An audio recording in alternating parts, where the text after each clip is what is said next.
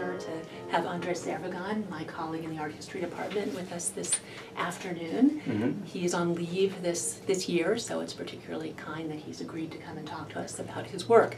And I wanted to start there. Andres, would you tell us a little bit how you got interested in the history of photography? So what brought my interest first to the medium was what I was working on as a graduate student, which was a photomontage artist from Germany named John Hartfield. That was a pseudonym. His real name was a German name. And he started making photomontage because he was distressed with what photo wasn't doing in reporting the world around him, around others. This is around the time of World War I. And that failure of photography is what got him interested in pushing the medium to make it represent in ways that it couldn't with just a single seamless image. That pushed him toward photomontage, where you put images together, pieces of them, fragments, and make a composition as if by hand. And that problem, photography's failure, by the perspective of Hartfield, interested me in photography. And my interest has expanded from there to the broader history of the medium. And at Rutgers, do you teach courses in the history of photography? Can you tell our students a little bit about some of those courses? Sure. So there are three standard courses. One is the 19th century history of photography. So that includes pre-photo. So I list it as the history of photography 1800 to 1900. And then there's a 20th century history. That's 1900 to 2000. And then contemporary photography, which is basically 2000 to today. So absolutely contemporary. Well, we're really happy that you can talk to us about photography in the context of the course that, as you know, Rudy Bell and I are teaching a course on 21st century challenges paralleled with similar challenges and events in the past. And the primary evidence that we're using to talk about those events and challenges are the visual ones. Okay. And that theme, that broader theme, is particularly relevant to the topic that we're discussing this week, which is the impact of new technologies on the production and circulation of knowledge about the world and about ourselves. And we've talked with Aram Sinreich about the potential and challenges of new technologies, of digital media and the internet. And today we'd like to talk with you about the similar issues involved in the advent of photography. Okay. So why don't we start there by talking about that invention. And I know in my own work on 16th and 17th century Northern European art, the camera obscura was used already in the 16th century. What was new about photography in the 19th century? Well, the way it's commonly understood is that the image of the camera obscura, this moving image that was projected onto the back of the box or back of a room, was fixed. So there was a chemical procedure that allowed that projected image to be put on a silver plate, a copper plate, or on paper. And the key to that was not just finding photosensitive chemicals. That had already been discovered in the mid-18th century. But once you start the process of exposure, there was no way to stop it. For a very long time, people couldn't figure that out. And these chemicals turn dark with the exposure to light. So the discovery of photography, or the invention of it, maybe is a better word, was made when a number of people around the same time figured out how to stop the sensitivity of silver nitrite, silver iodine, these sorts of chemicals to the exposure of light. And there were other challenges that followed that, because light in a photograph should appear light, but because these chemicals turn dark with exposure, it's like oxidization basically, like silver turning dark over the course of time. You had to reverse the equation of light to dark to light to light. And that was the second part of the challenge. So the difference between the camera obscura and the photograph is capturing the image, and of course that means it's a still image and it's black and white. You said that various people were involved in this invention, and one usually thinks of Louis Daguerre as being the inventor, and in fact giving his name to the daguerreotype. Can you tell us about him and his training? And then also I'm really interested with this invention, how people responded to it, how it was presented to a public. So the good, rich questions. So Daguerre is only one of a number of people who are, at around the same time, able to figure out this puzzle of fixing the image of the camera obscura. And I should add, too, that there were other types of images that people were trying to fix. For example, images across a visual spectrum to capture the various components of light. That was running also parallel to the invention of photography and contributed to it. We think of Daguerre very much because his invention was effectively given the imprimatur of the French state. And that was in August of 1839. He was, the French state basically bought his invention and made it publicly available. Anyone could use it without a patent. And in return, they gave Daguerre an annuity for the rest of his life. He had basically an income from the French state.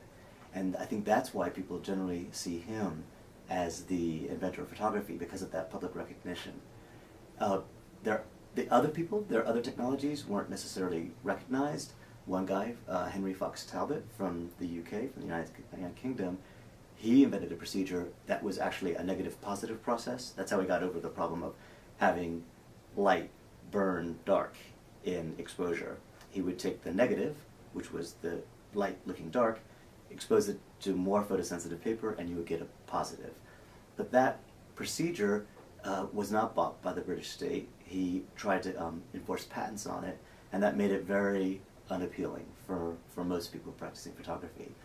But the main reason that I think the daguerreotype proved so popular was that its visual fidelity was really high. It was very sharp, and that was immensely appealing for the primary purpose of the daguerreotype, which was portraiture. People wanted precise images of themselves and of their family, and that's what the daguerreotype provided. But the problem with the daguerreotype was that it was a one-off image. It's called a direct positive. He made the negative image positive by exposing it to mercury vapor, and you couldn't reproduce that. You had this one-off image that basically would be in a case and handled like a piece of jewelry. They were also quite small. So the reaction initially was one of elation. People couldn't believe that he had been able to capture the projected image of the camera obscura at all. And the fidelity of the image was really quite astounding. Edgar Allan Poe wrote in 1840 some odd date, I can't remember exact date, that the great thing about the daguerreotype was that it was truth to likeness. It was absolutely 100% in correspondence with that which it had photographed. And he wrote beautifully about this. A little bit later, Oliver Wendell Holmes wrote with the daguerreotype in mind, this is all in the United States, that there's no longer any need for reality, basically, for objects, because the photograph now replaces the object. The form replaces the object. Now we only need form. A little bit like what one might have thought in The Matrix. This idea that there's no more need for reality because the representation of reality has overtaken the actual experience of reality. So interesting.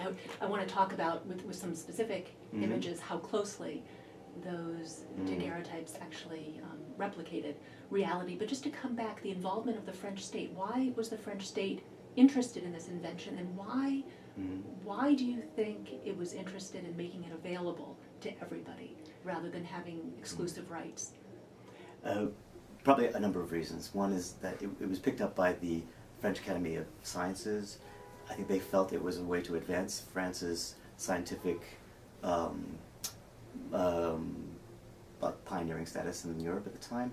You have to remember, in 1839, science is almost just fresh as a discipline, as a distinct discipline, and this placed France at the forefront of visual invention, scientific invention. That's one reason, but also I believe in the background was the idea that this would be an economic boom for France, that it would open up whole new industries, and in fact it did. It opened up what was called daguerreotype mania, where on every corner, within a year after the announcement of the invention, there were photo studios, people making daguerreotypes, and these were largely people who had been failed portrait painters or lithographers who switched to this medium thinking they could earn much more money. And so in that sense it did create an economic boom. So let's turn to one of Daguerre's early works that you brought in for us, the Boulevard du Temple. Can you talk a little bit about what we're looking at, first of all? Okay, so the scene is from Daguerre's atelier. It's if you look at the date, you can see it's before the announcement. It's 1838, and the announcement. Well, first, Arago, this man who was in the French Academy of Sciences, who took up the cause of getting the daguerreotype purchased by the state, he announced that there existed this procedure with no more details in January of 1839, and then the actual announcement of the procedure itself, all the details of how an image could be made, was August of 1839. So this is 1838. He's still experimenting. He can't let anyone know what the chemical secret is, so he's confined to his studio. He takes pictures of still lives that he sets up, and this scene from his window. And this is Central Street in Paris. It's very crowded, but if you look at the image, you'll see there's almost no one there, because the exposure was so long, 10 to 20 minutes, depending on the light at that time of day. It just couldn't capture emotion, and this is one of the problems of the daguerreotype, in addition to the fact that it couldn't be replicated. So you have to imagine that this street, the Boulevard du Temple, was just packed with many, many people. There is actually one person in this one of two versions of his view from the atelier, and that is a man on the bottom left. You can see him on the corner, just a kind of faint apparition, and the reason you can see him almost completely, but not quite, is because he was having his shoe shined, and that meant that he stood still long enough that he appeared in the image. So people, upon the announcement of the daguerreotype, when this a year later was made public, lamented that the exposure times meant it was very difficult to capture humans, and babies impossible, because they always want to move. So that was, people enjoyed the fact that there was such extraordinary detail in the final version of this. This is already not quite so visually true as what became the official daguerreotype, but they didn't like that it took so long. You couldn't capture humans very well, and it was black and white. It wasn't really like the world as you saw it in a camera obscura, which was color and moving. It reminds me of Baudelaire's critique of photography, where he, in fact, it seems to be the opposite of what Poe was saying, that the problem with photography is that it's going to mean that there will be no more art, in fact. And in this respect, it seems really that the fact that we're looking at an image of Paris without any people, and that wouldn't have been the way Paris looked. Susan Sadlauskas and I talked about Degas' painting of Place de la Concorde, and that just about 30 years later, and it's interesting the idea of Paris that painting projects, and one that's very different from what we see here. Yeah. I wanted to move now to another person who was involved in the invention of this new art form with the self-portrait by Hippolyte Bayard. And to begin here by talking about, first of all, who took this photograph and who are we looking at? Is this indeed a self-portrait? It is a self-portrait. I don't know if it's clear whether or not he managed to take it himself. He probably did. At this moment, the exposures were so long that you could take the cap off the lens and then go and stand before the camera, stay still for a number of minutes, and then run back, put the cap on. Because remember, at this time, the technology is so slow, it couldn't capture you if you were moving. So he may have taken it himself that way, or had an assistant help him, but he probably took it himself. And it is Hippolyte Bayard, and he's posing as a drowned man. And he's done this because he also tried to get his invention of photography, which is different than what Daguerre had invented. It was, again, a direct positive, so it couldn't be reproduced, but it wasn't as true visually to the objects that were photographed, and so it wasn't picked up. And Daguerre had basically already won that award, and there was only going to be one. So he was a civil servant, he had a career, but he was very disappointed with this inability to secure an annuity, or to get the recognition, actually, it seems he really wanted for his process. And so here he's posing as a drowned man. The idea being that because his process wasn't recognized, he, in despair, kills himself. he didn't, of course, kill himself because, for one, he took the photo, so he was alive, but also he went on to be one of the best calotype photographers of France in the decades that followed, and worked for, among other people, L21STHFHP, making fantastic images for these volumes of books that were photos of various parts of France, the Middle East, Egypt. So he had a great photo career after this, even if his process wasn't picked up. So in this one, what are we? He's in the water. Is that his hat next to him? It's odd, isn't it? Because he's basically taken off his shirt and put his head back and closed his eyes, so he could also be at rest. But what he claims in the caption to the photo is that he's dead, and that he's been dead for a while. So you could maybe imagine that he's washed up ashore from the banks of the Seine, maybe, or he's floating in the water. That's not entirely apparent, except that there's a hat to the right, his right, on the left as you see it here, and that would suggest that he's not actually in the water, but he's somewhere else. It's not entirely clear, in part because the image isn't very clear. His process wasn't very good, and that's apparent here. And what function was it supposed to serve? You said it's making an argument for his role in the invention of photography, but can you say more about the caption and how that works in conjunction with the photograph? Well, there's a great deal of mystery about this function of the photo. It may have been for himself, or it may have been to share with friends. Remember, it's not a reproducible procedure, so there's only one of these. And the caption is his own lament. Maybe he, again, might have been sharing it about the failure of the recognition for this process by the French state or anyone else. He was, forgotten, basically, until he became a great photographer later. And so it could be that he was working out his own despair with this photograph. It could also be that he meant this to be joined with other images that he had used as demonstration pieces to try to secure the annuity, to kind of close the story with this story of failure and suicide. It's not clear.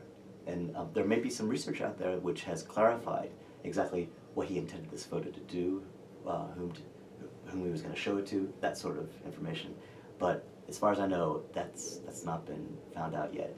But it is a fantastic representation of those who were on the verge of discovering a photographic procedure, or who had, and then were not recognized. There are a whole bunch of these people. There were about 25, 30 people who had already discovered a photographic procedure or were on the verge of it when Daguerre's procedure was announced. But I also think it's a great example, and it's your example that you brought in, of how the photograph is staged. And then the question, if you don't know if he actually took the photograph, is a photograph something that is made or simply taken? Yeah. So you have the fabricated nature of the photograph, and then also an inscription. So the photograph is making an argument. And I wonder if we could move our conversation in that direction, if this in fact is early evidence for the photograph being used to persuade, or potentially as propaganda, to present one side of an event, one version of an event. I think you definitely could make that argument, in part because when we look back, we forget the degree to which photography, even at the time, was understood by many people to be an incomplete sort of representation. That it wasn't an autonomous, closed, fixed set of meanings. That it actually could be inflected, the meaning of a photo. And so what makes it useful for persuasion is that it seems to be reality etching itself, reality making itself, caught, basically, as a still image. And therefore, it's uninflected by anything. It's just authentic reality caught. But in fact, photos are always a fragment of reality, and therefore there's decisions that take place in this procedure. Which part of what lies before you to photograph? And then in turn, how to inflect the meaning. The caption is very important in that respect, because as an incomplete text, visual text, the caption can add and help complete the meaning, inflect it in a certain way, the sense that the photo is real can be harnessed to give a sense that what you see, which is actually contingent, on various factors, is in fact reality. It makes the image all the more persuasive. It's a roundabout way of saying that because photos can mean many different things but seem real, you can harness that and really make your argument convincing. So in this case, this is part of his larger argument that he had actually developed a viable photographic procedure that should have been recognized, that he's a great inventor, that he also deserved to be a relatively wealthy man like Daguerre had become because of the French annuity, but he was slighted, he was overlooked. It was not the fault of his technology or he himself, but other factors. And this photograph with the caption on it, in a way, shows how rightfully despondent he was. This is someone who should have committed suicide because of this great injustice. And the image is, of course, made, it's not taken. It's not as if he really did commit suicide and then was caught in a river. That's a very modern way of understanding photography. Remember, the procedure, the exposure was very long, and you generally needed to do this in a studio. In a sense, all photos were made at the time. None were taken. They were all staged.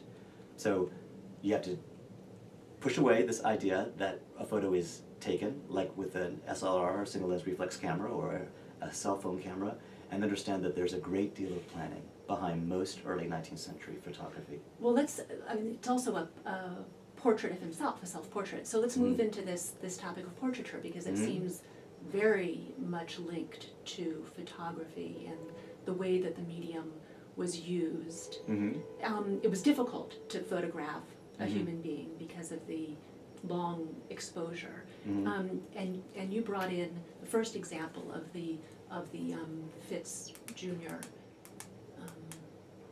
Self-portrait. How was this made? And just to give us a sense of the difficulty of portraying a likeness of a human face. Well, very difficult.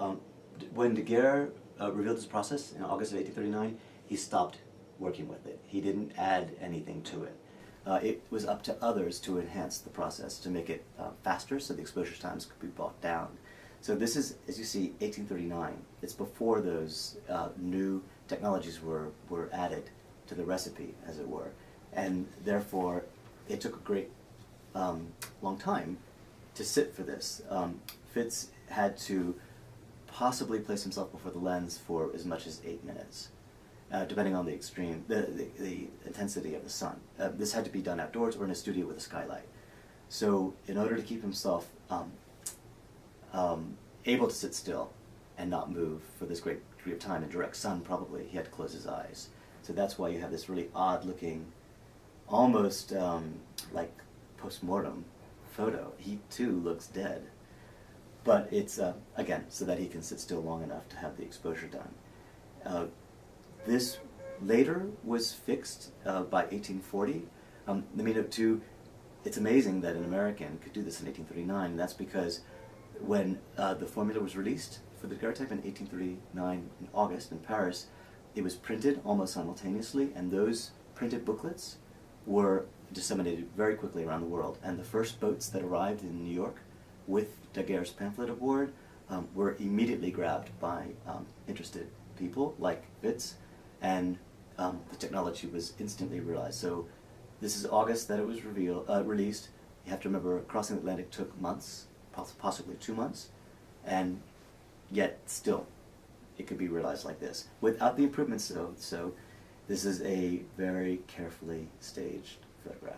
Yeah, and then you mentioned the studios. So Fitz opened a photography studio in Baltimore and photographed a range of people, although I'm making that assumption. Who were the clients of early photography portraits?